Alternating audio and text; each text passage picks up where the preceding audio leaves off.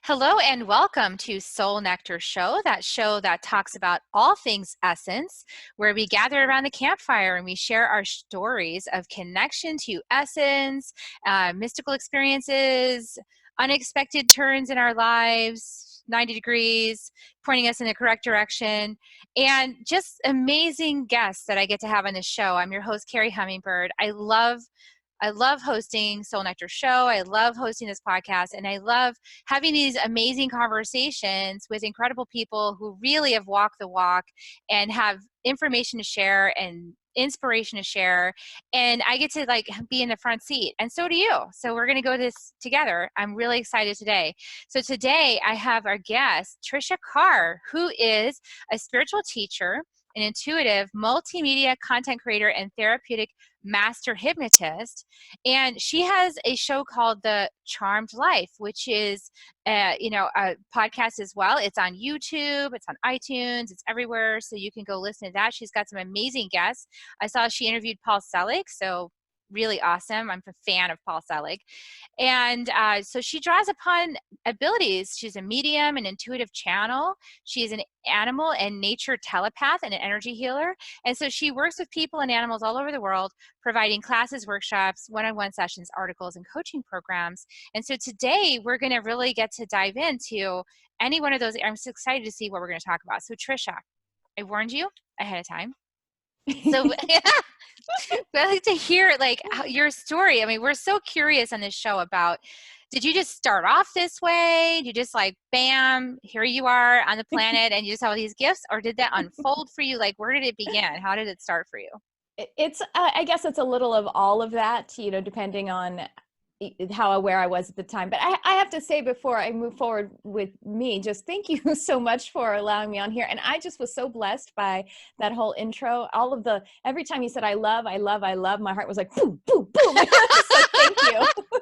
I got a lot of love to give. Yeah. It was going right into my heart and saying, do you want to love too? Do you want to love too? And I'm like, yeah, I do. So thank you, Kerri. You're welcome.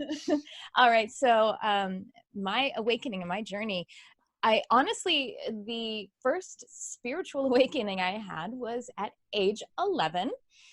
And it was in a very traditional fundamentalist Baptist Christian church in Texas. So a little unexpected for some people, but I was actually a spiritual seeker at that age. And growing up in Texas, the only paradigm that was available, the conditioning was that it was church. And my family didn't go to church. My mother was actually raised very fearfully in church dogma. And so she was actually really afraid of the concept of church, because it just reminded her of all of the really truly the damage that she received of being told she was going to hell every time she had any thought that was somehow not doing her chores or something. You know what I mean? It was impossible. So for myself, I was actually just taking myself to church. I guess it probably started around maybe age 10 or something. And I would walk because it was walkable. And I would also just, hitch rides with whatever friends, family went to church. And so I opted to have a baptism at age 11. And during that baptism experience, it was powerfully metaphysical. And of course, I wasn't expecting that. It wasn't something that was told to me that would happen that way. And what happened was I went down into the water. I say that it's maybe something like a Kundalini, although I know that Kundalini Awakening is from the root chakra up through the spine. So it's not exactly that. I think it's the same kind of power. It is more of what I understand now is sort of like a Merkaba activation. So I went into the water in this very traditional church. This was not even like the hands raising with the power, the band, the modern music. It was very, very, very placid kind of church. But I went down into the water, and as I did, a column of light went through my entire, I would now say field, but my body. It went through my physical body. And it was, I can remember it now. It was like an out of body or an astral experience. So I can totally remember it now. And it was, as I came up out of the water, I was shaking and I was weeping. In ecstasy. It was one of those old-timey ecstatic experiences that they write about, that the saints have, I guess. And I think that the pastor was just worried that I got scared being dunked underwater or something. And he was like, comforting me. And I looked out, and my mother had actually come to that service, even though she didn't come, because she could feel it meant something really sentimental, if nothing else. And so she was weeping too, because she was experiencing me weeping, but in a, she wasn't worried for me either. She was just feeling it. Very empathic, my mother. And so that was the first awakening. And as a child, I definitely I was communicating with animals in nature.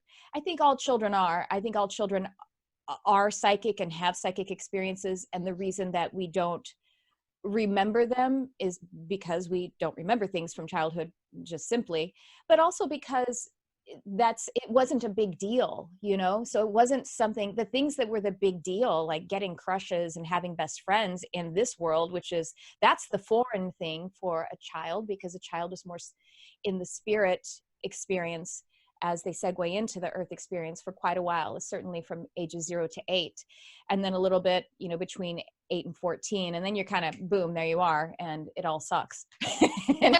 It certainly can. It can be challenging. Yeah.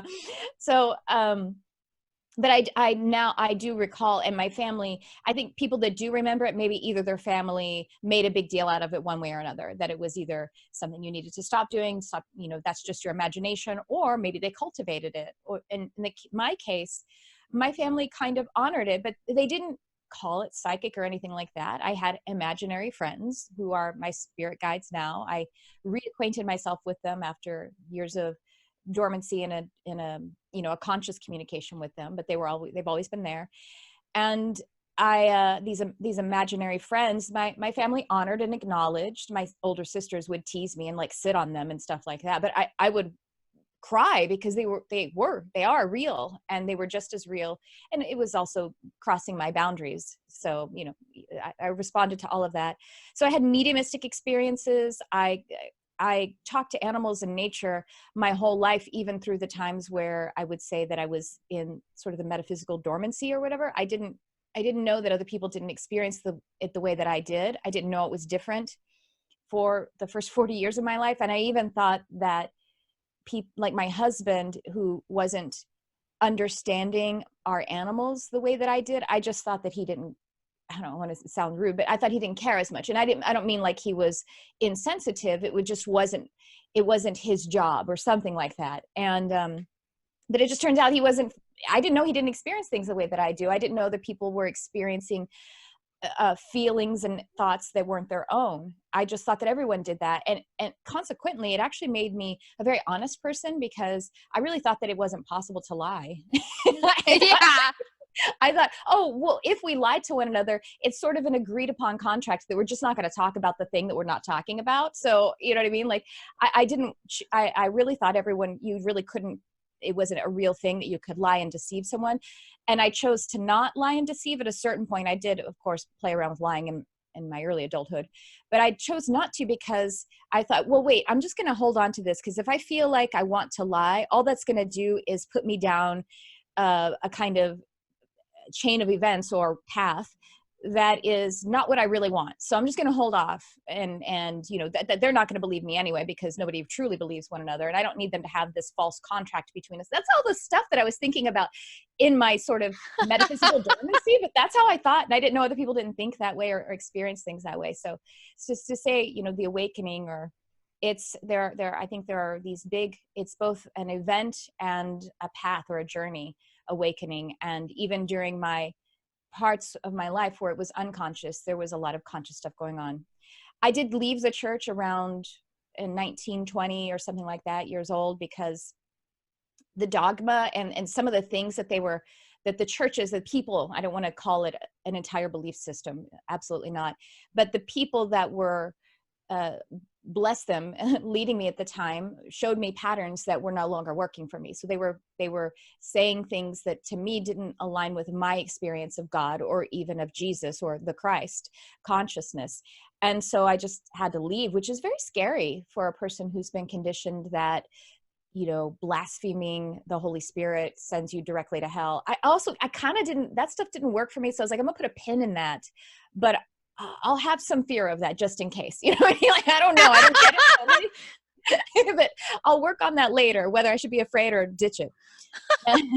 And so I left the church, and actually I went through a lot of healing in that, after that, in my 20s and early 30s, because I came up in a very, very abusive childhood, two different, formats of family that were physically and mentally abusive. And so there was a lot of healing to do, and a lot of attracting of partners, or a partner that mirrored the father figures that were, you know what I mean? Like, that I needed to grow from. And I had a meditation practice first that looked like running. I was an avid runner, and I was healing, running like 25, 30 miles a week, taking my mind on a ride. And it really helped a lot. And then I started an actual traditional meditation practice at some point.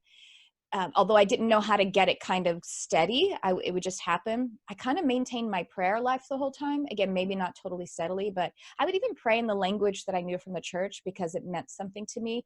And I was like, this is just language, and I can just take what is working for me and leave the rest. And so it would bring in the feeling of hope and peace and blessing, and it made me feel that imbued with a Holy Spirit feeling. And that was valuable to me still. So I didn't really practice in any other way. But then I had these other awakenings that really looked like my life getting better, where I would say, okay, I am unhappy with this situation, but I'm going to be okay with the fact I'm unhappy with how my career and my life is going. I'm going to be okay with that. And I'm just going to be nice. And when I did that, like 2 months later, I had a powerful uptick in my professional life. Like, that's so simple. I'm going to be okay with the fact I'm ready to graduate from this experience, and be nice and be kind, and just focus on that. For me, being kind was being able to keep my spirits up, and to keep myself in some kind of alignment with the present moment. And then 2 months later, I got this, what I had been creating for years, a dream career. It's not the one that I have now, because I got a different dream career. Apparently that's what I like to do. And it was amazing. So when my life started to reflect, when the effect, I worked on the cause, the effect started to follow. And then the effect gave me alleviation, helped me to go more into the causal plane. And then one day I woke up, and I recognized, so that was years of having this career, and then getting married to my husband, and I've been dating for 9 years, crazy. And then I woke up one day, and I was like, gosh, what is this feeling? This is weird. And I was like, okay, what's this feeling? I'd let it bubble up into a thought. And the thought was, I hate my work, and I don't want to go to work today. And this was like still toward the beginning of that dream career. And I was like, what? That's insane. I love my work, and I'm super excited about today, because I'm going to go and inspire people. Again, a different industry entirely, but it was creative and inspiring, and it's going to be awesome. That's so strange that I had that. And then it would go away. And then the next day I'm like, what is this feeling? It's something similar. And, I'm uncomfortable with what's going to happen today. And these were just not aligning with my truth. So I was like, that's so weird. So I had never considered, let alone gone to a psychic or an intuitive before in my entire life. I think I was 40. And so I was just like, you know what? I'm going to do that. I'm going to make an appointment with a psychic. And I thought maybe she'll just tell me a nice story. It's no big, and it's whatever. I was done with the fear of it. It's so funny, right? I was like, yeah, because we know what happens next. Yeah. So a long story short, I had this 15-minute phone call with a psychic, and I was explaining to her, I was like, it's so hilarious now for, I'm sure, your audience, where I'm like, that's so weird. Why do I feel things that don't align with me? I mean, I didn't have the word empath. I'd never heard of anything like that. I wasn't in the spiritual, metaphysical kind of community. I had been reading Eckhart Tolle and Deepak Chopra, but it's still not the same as reading books, as being really where we kind of work with one another in the spiritual community, and we're saying all these words and everything. So I, with the psychic, and her name is Laura Powers, by the way, we're friends. We're great friends to this day. And has a podcast, and she's really awesome. And I was like, I had 3 intentions. And I was like, I keep waking up with these thoughts and feelings, and they just don't make sense to me. And she's like, oh, well, you're an empath. And I was like, huh? And she's like, yeah, hold on.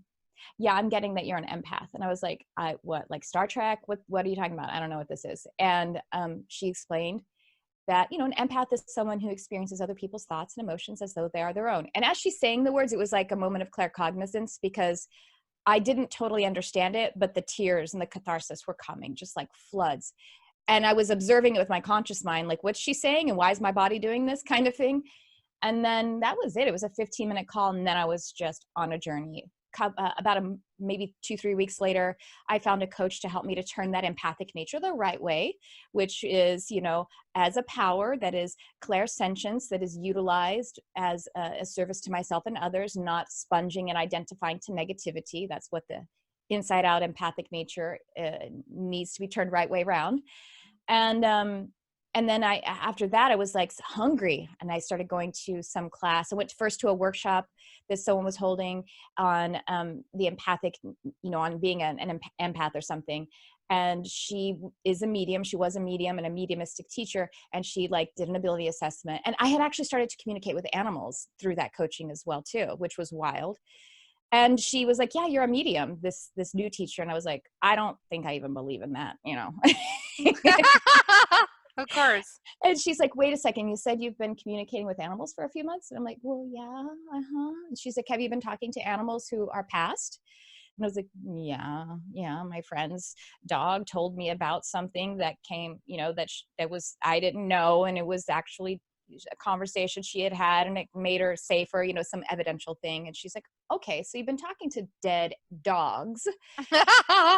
You're a person, so you could talk to dead people.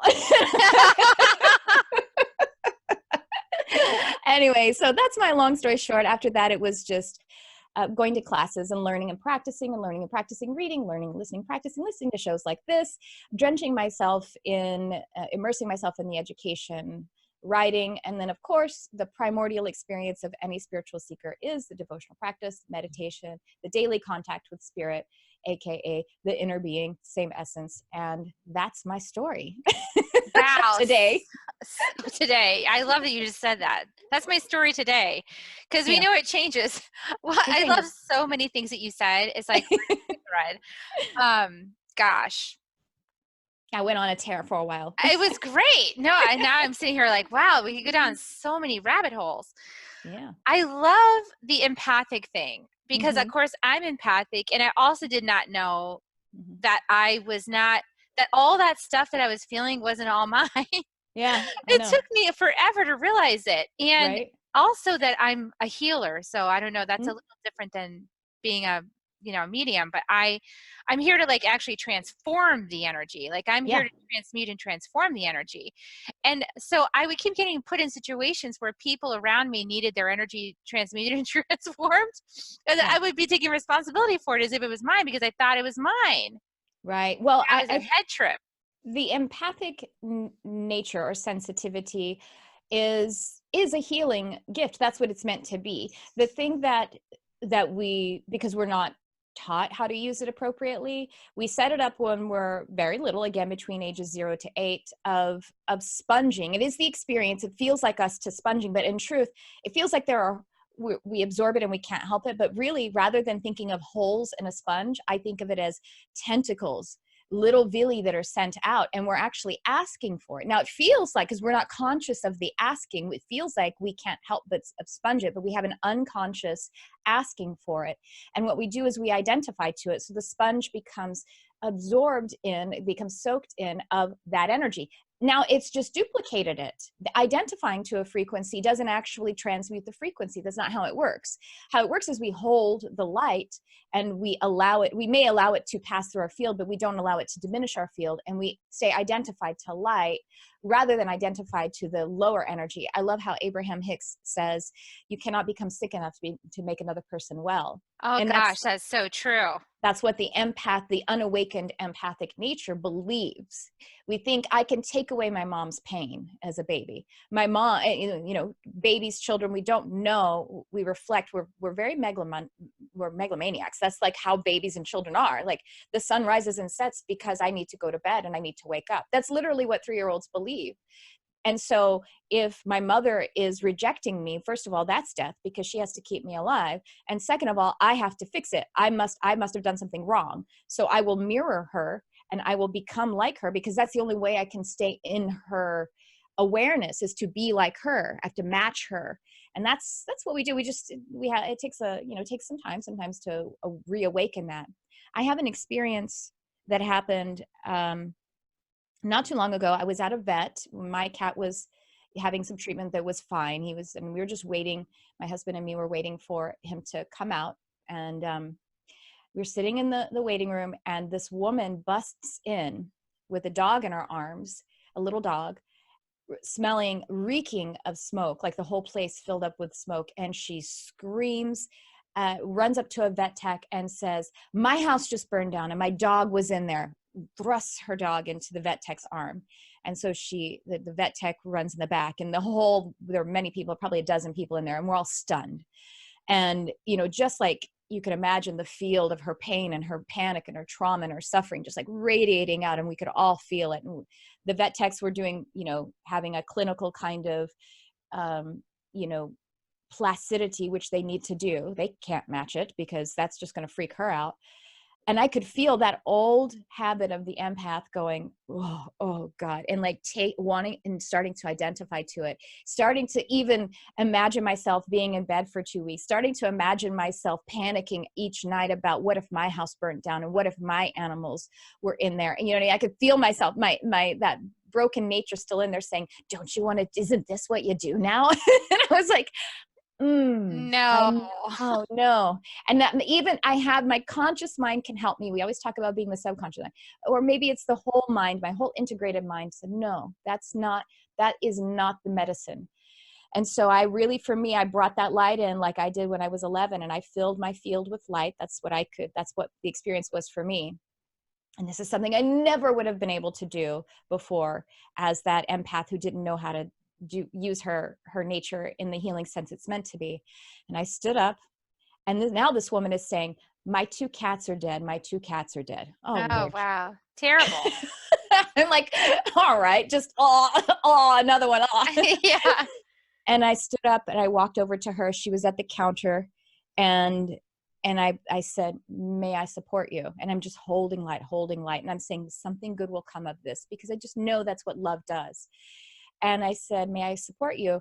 And I don't know if it was her sobs or an actual nod of yes, but I took it as a yes, because she was doing this. And I put my arms around her just like this. And I kind of was like just holding her. And she said, "My cats are dead. My cats are dead." And I just held her and I said, "Oh," I just like moaned in it with her. I moaned and I allowed her energy, the light, to move into her field, to be a comfort, whatever it needed to do. I don't know what it needed to do, but in this moment there was grace.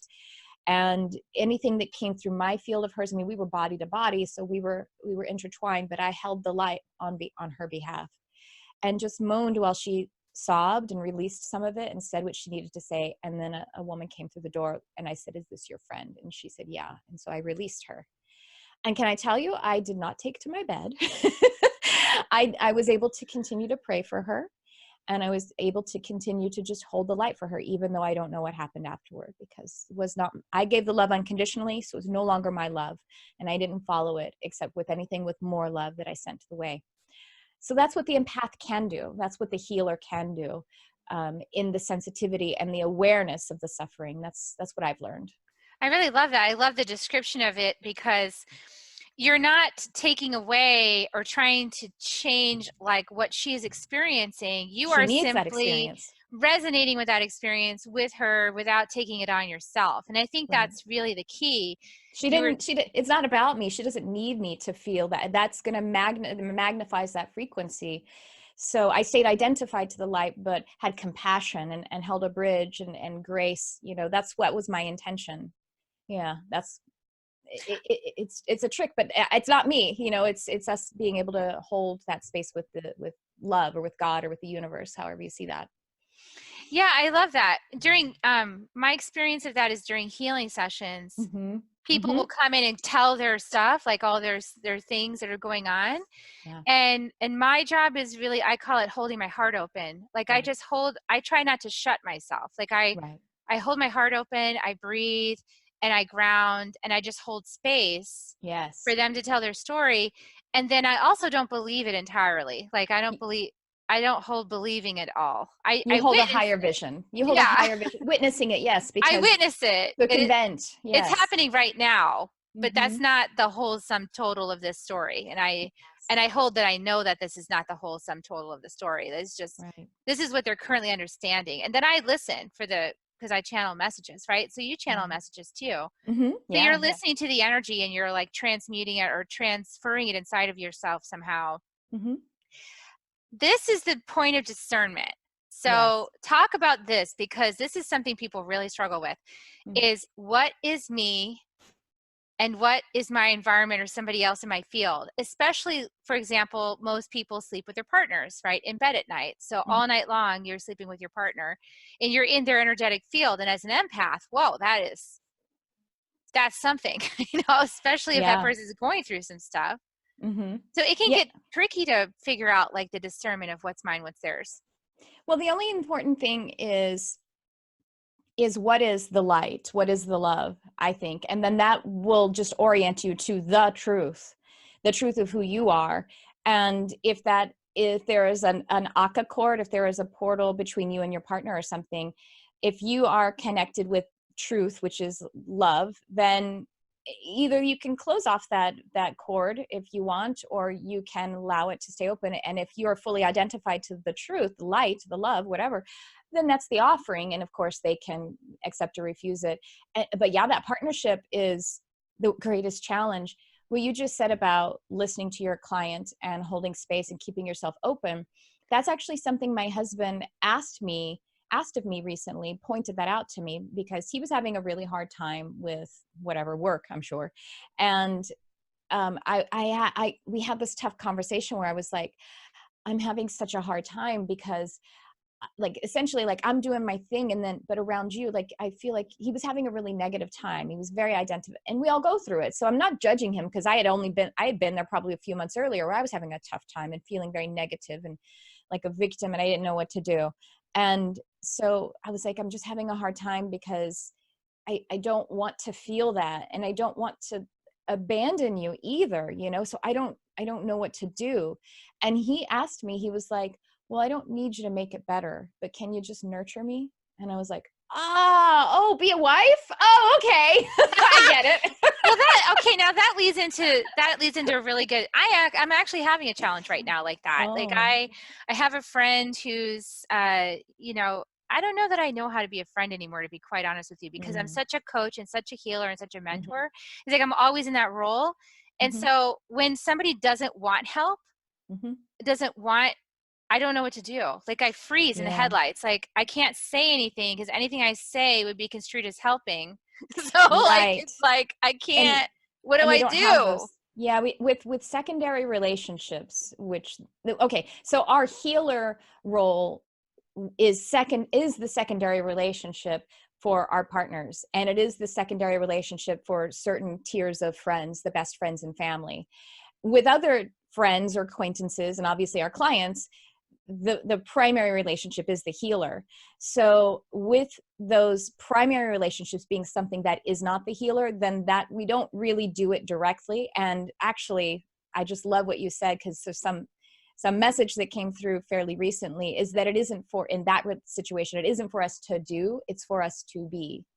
And so we don't do the healing, we hold the vision for them, we see the purity of their light, and we hold that and everything. And that's just unconditional. We just hold the vision of whatever it is, because again, we don't need to take away someone else's pain. They created their pain or their suffering or their challenge. Let's just call it challenge, because they're learning something. That's the reason we create challenges. So they actually need it. And us like having this urgency that we want them to be and feel better, that's okay. That's beautiful. But it's just not our role. So I feel I have a friend, and obviously I go through that with my husband, and it's just I guess it's kind of like with that woman at the vet. I didn't say it's going to be okay. I didn't say anything. I moaned with her and I allowed it. And so it's challenging, but that's the role, I think, with the primary relationships being something other than healer, is to hold space, hold the belief in just the purity of their light. And then that's doing whatever it is, and just release the rest. That's ours then. Us having a problem with their challenge is ours. It's I love that you just came to that. Yeah. Yeah, it's not their problem that we have a problem with their problem. That's like, It's not their business. Exactly. And like in this dynamic, like with my friend, she was having she's having whatever is going on with her, and I actually don't know what it is because she's private, right? So I don't know Right. what that is. I I have just one of know that those. it's causing like a disruption in our exchanges. So it's Yeah. like, okay, well, something's going on. Mm-hmm. And her thing is very much like, I've got my, here's my big boundary. Don't assume I need anything. Yeah. Yeah. And I Mm-hmm. think I know I crossed the line with her without even realizing it. I just kind of like through the field, doing my normal like coaching healing thing. And it was like, don't assume I need this. Yes. Oh, Right. okay, I just stepped on a landmine. And then I had my reaction, Mm. which was totally mine because of Mhm. my early childhood with my mother. So I love that you're talking about that too, because Yeah. how did we learn this? Well, we learned it through the big setup, our parents. The big setup. I love it. The big setup. So I was like, oh, and then I identify with myself. Oh, okay, this is my thing with my mom that I'm still healing. And of course, Yeah. right now, I'm in the process of channeling White Buffalo Calf Woman, healing the mother wound. Oh, so of Beautiful. course this is coming up for me right now. And I Yeah. recognize it. And all I said back to her was, wow, okay, what that's got for me is that I've got some stuff to do around, Mm-hmm. what's my function if I'm not helping, Yeah. Yeah. and then It's a, all of that. well, I'll tell you, this is something that my guides told me a while ago. Again, with my husband walked into the kitchen and he was just like all in it, all in the whatever mess, you know what I mean? Like just, you know what I mean? Like not saying anything, just vibrating, pissed, angry, upset, frustrated, disenfranchised, whatever it was. And I was like, he walked in and I just looked at him and I said, do you want to talk about it? And he said, nope. That was clear. I had to put a P at the end of that no. That's the end of, and this is the end of the no as well. And I was like, okay. And it didn't offend me at all. I was truly just an open-ended offer, I thought. And he said, nope. And I said, okay, just if you need anything. And he's like, mm-hmm. And I walked away and it was like my guide went, you said okay. You didn't mean okay. You got a little finger over there in his field. You know Still you do. feeling it. And I was like, Spying. oh, burned. I'm so busted right now. And the guides were like, they're like, yeah, you know what that is? That's codependency. It's a subtle form of it. Just because it's happening energetically and you're not like buying someone alcohol to keep them in their alcoholism does not mean you're not enabling, and it does not mean that you're not being codependent. That's subtle codependency, and that's what that messed up empathic nature is. So yeah, that codependency is really came from that big setup trying to save our mom. And so, or a primary caregiver, I should say. But yeah, that's the deal. We have those relationships. The primary relationship is not the healer to, work out some of that inner stuff. It's so funny, the thing that you're talking about, I did the same thing with a friend, and we're actually, our relationship is still like distanced, is because I just went, I live here now. And she's like, no, you don't. And I was like, oh crap. I think that's codependency. I think I just tried to solve your life challenge for you. Yeah. And the thing is, okay, so this is a guilty pleasure of mine, solving life challenges for other people. I actually really enjoy it. It's like, I love practically nothing more than when spirit comes through and like all this wisdom pours out my mouth. Like I know it's not mine. It's coming from another place. Yeah. And I love that feeling. It's a guilty pleasure, And at one point I asked myself, are you addicted to this now? Because it's like I get really uncomfortable, like with my friend when she kind of slammed the door shut on it, and then not in a heart open way either, like in a like you're in my space way, like an irritated way. Yep. And I felt that energy. Because I can feel it, right? I'm an empath. I can feel it's not a clean, this is my rule, this is what I want. It's like also it's got a little like heartlessness to it. I don't know, heartlessness is not really, it's not fuzzy. Right. And I like it warm and fuzzy. So I have a preference for warm and fuzzy. I don't know. And so if it's not warm and fuzzy or like open, with your heart open, then I can tend to be, like you said, get uncomfortable with it, which is completely my stuff, right? If I'm uncomfortable with somebody else closing the door with a like, I'm not open for this, Mhm. Can't you just be my friend? I don't even know what that means. Right. And so I've just recently started to learn called release technique, or the Sedona method. And with the Sedona method, what we talk about is, you know, that like the feeling you're talking about, I'm uncomfortable with this. And so that feeling of discomfort, emotions are energy in motion. So emotions move, and when they are negative and they come to our awareness, it's because they're leaving, and so it wants to leave. And that's why we keep feeling it, and then we say we're blocked, but it's because we're repeating, we are actually blocking something that wants to leave. We say I'm blocked, but the truth is we're blocking an emotion that wants to leave. If it's negative, that's what its job is. The field is trying to delete it, is trying to release it. And so in the Sedona method, you kind of, what it all wants, or all, even if a negative emotion is coming up, it's from a greater need, a greater need for either safety, approval, or control. And so what you could do is like feel, you know, when emotion is attempting to leave, and when the field wants to delete it, it is happening. You feel it in this part, you know, the Yeah, it throat, often the heart, happens or the like in gut. my throat, like throat to Huh? heart area. Yeah, or Yeah, like, me yeah, too. my stomach will get upset. It'll get kind Sure. of like twisty turny in my stomach, and then this. Yes. Yeah. That's me too. And so you can feel into where the tension in your body is about this. And then just kind of bring up, is this a greater need for safety, approval, or control? And it could be a mix of all three. It's usually two shine really brightly in my experience, but just start with one of them and then feel into that. So with this discomfort about people being warm and fuzzy, and, you know, not feeling comfortable with that way of expressing themselves, for you, does that feel like safety, approval, or control that Well, is the I need? feel like it's control Mhm. and approval. Yeah, so you could start with control, Yeah. because that was the first thing that showed up. Hmm. And then, you know, you feel into the area where it is. And there's a couple of ways you can release it. Some people put a door on that area where the tension is and open it and allow it to release. And I actually, that works for me sometimes, but I often just bring light in and allow it to be displaced. That works for me. But as Paul Selig says, the channel that was on my show and you mentioned, he says, nothing can be released unless it is known. And so it wants to leave, but it wants to be known so that it doesn't repeat, and it wants to be observed, and it wants space held for it. But you can just let it leave.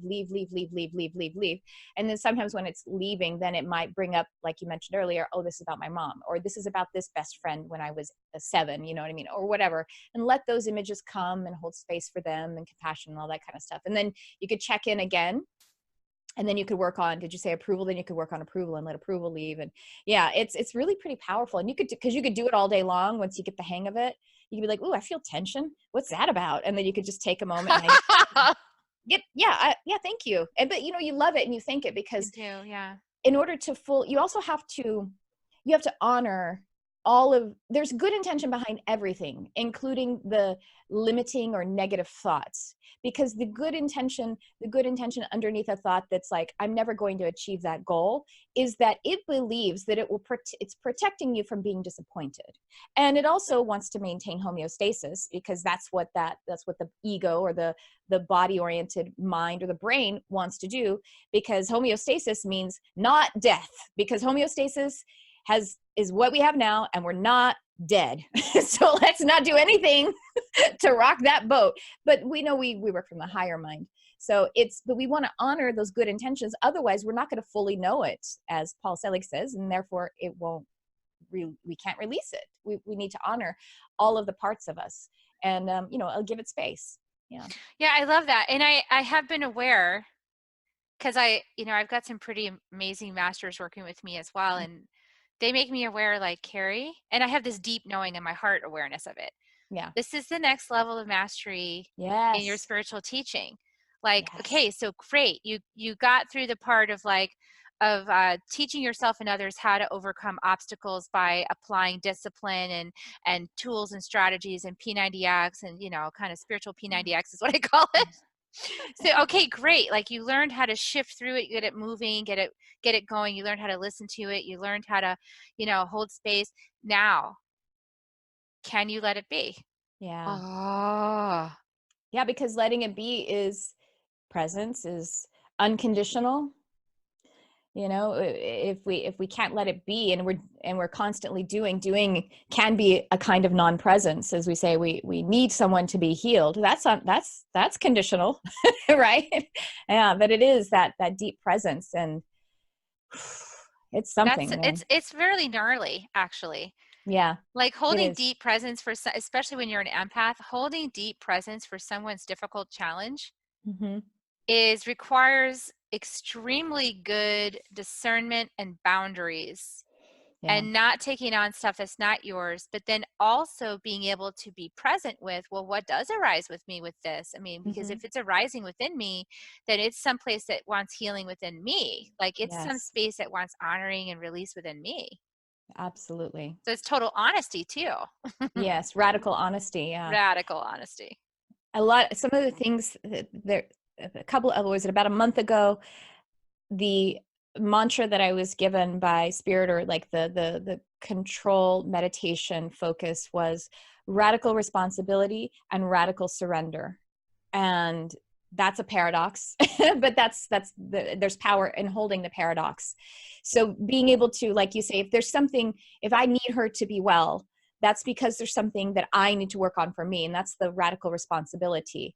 And then the radical surrender is, I'm willing to heal myself, and then thereby holding the frequency of being healed or in the healing process. That's going to offer that frequency out into the world, including my friend or my partner.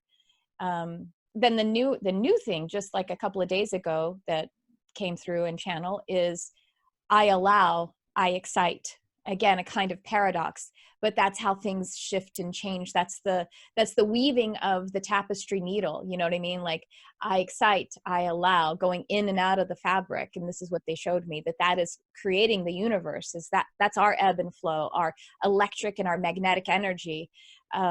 So that's the discipline, and it's all in the moment. The hardest thing for us to do is to let things be easy. No, because the resistance, and what Yes. is the resistance? I love how complex the universe is, because I was Mm. telling myself yesterday, I was walking, trying to sort this out, right? So I was just taking a walk in nature and just, okay, let me burn off some energy, and Yes. then I can hear what you're trying to tell me, guides, because I'll Yeah. move the energy.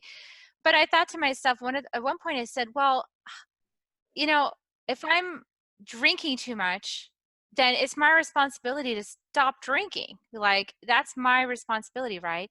So Hmm. I do have to take an action to make that Absolutely. choice to Right. be healthier for myself. Right. So as I was sort of judging my friend, like, if you have Mm. options available to shift the energy, and I often say, this is not a nice way to say it, I realize, but I think it's because of my own judgment, my own self-judgment around how long I lingered in certain patterns of suffering.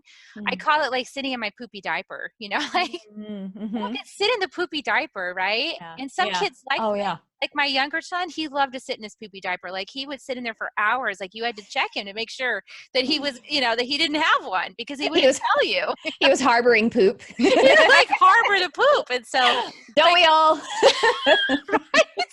I And like this poop. It's my poop. It came from it's me. my poop. It came out of me, and I don't want to get rid of it. So I was like, dang, like, like, I equate that, in my mind, it's equated maybe because of those experiences. But it's like, well, why are you going to sit in the poopy diaper? Like, if you've got this thing going on, why aren't you all about, navigating your way, like, through that thing to Yeah. the other side?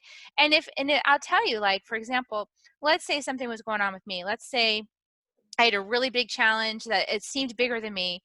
And Mm. I thought, you know what, and somebody came along and said, wow, I really see you in that challenge. And, if you're interested, I'm willing to help with with whatever I figured out that works, right? Like, so I got a healing practice, or I do meditation, or whatever.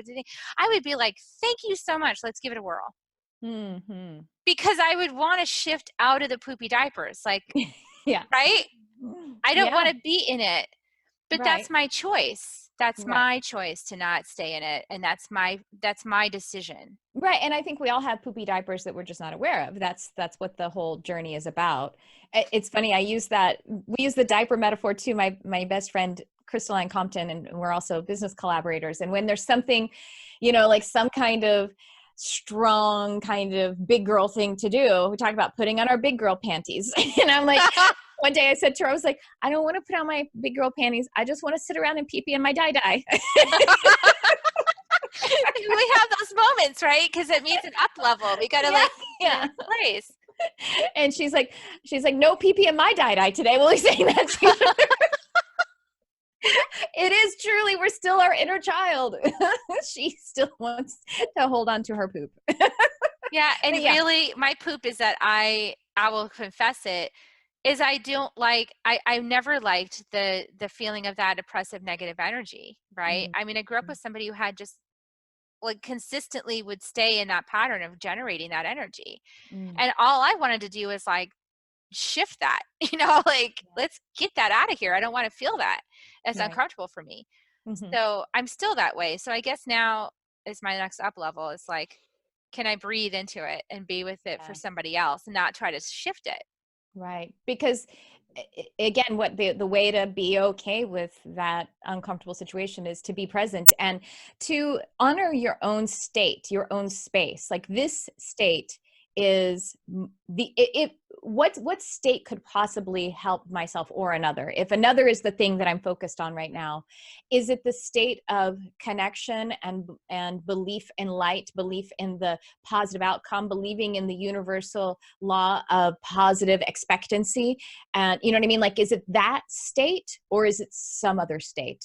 Mm. And the reason we do that is for our own personal boundaries. You know what I mean? For our own, if we can't hold the truth about ourselves, we can't hold light for ourselves, then we don't hold it for another. That's, we can't serve another. And so it's kind of beautiful because when someone else is, let's say in that judgmental part of our mind, we're observing they're creating an uncomfortable situation for me. What their offer actually is for you to go into your own heart and to treasure that space and to cherish your state unconditionally. And that's kind of great if you think Yeah, about it it. is. It shows you where Mhm. all your hooks are.